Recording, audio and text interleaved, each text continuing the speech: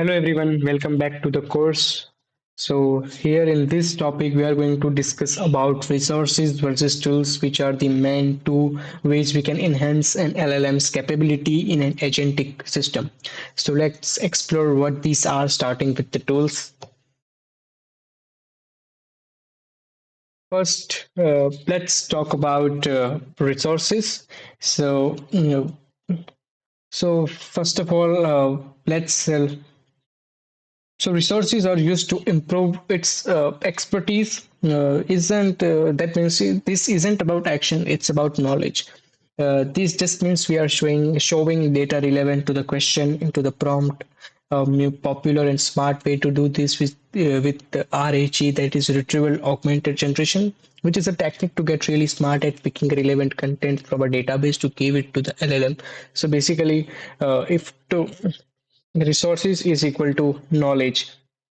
Now let's talk about tools. So uh, basically, tools give LLMs autonomy. This means that they give the LLM the power to do things, to take actions in the real world, like query a database or message other LLMs. Now, this idea can sound a bit spooky. Uh, does this mean OpenAI can just reach into my computer and start doing things? It's a common fear, but the reality is a bit mundane. So, in fact, let's look at that mundane reality right now. This slide shows tool calling in practice. Look closely at the errors here. So, basically, the LLM, that is the brain, doesn't execute anything. When we give it a prompt, it decides an action is needed and sends the response back to our code. This response is just a simple message like a JSON object that requests an action. It's our own code that then takes that request and executes it on the database. LLM never leaves its a box. It's not one in control. It's simply asking our code to do something. Now uh, that we know that how tools actually work, let's talk about another theory of tool calling. So now this diagram shows the misconception or spooky idea we talked about earlier. Here looks like the LLM can reach into my computer. The execute arrow seems to some come directly from the LLM to the database. This is what people fear, that the AI has direct control.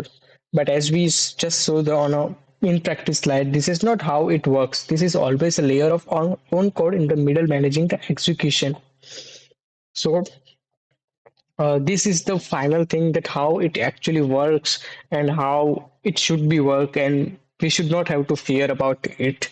So to summarize this whole section, we have resources which give the LLM knowledge to read, and we have tools which allow the LLM to request and to request actions. And now we know that practice of using tools is safe and controlled by our own code, unlike the theory of or fear of direct control. So this was the resources versus tools.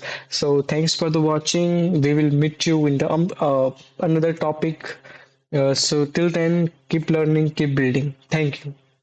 If you have any question or any doubt, feel free to ask in the comment section below. I will answer you as soon as I can. Thank you for watching. Bye and have a nice day.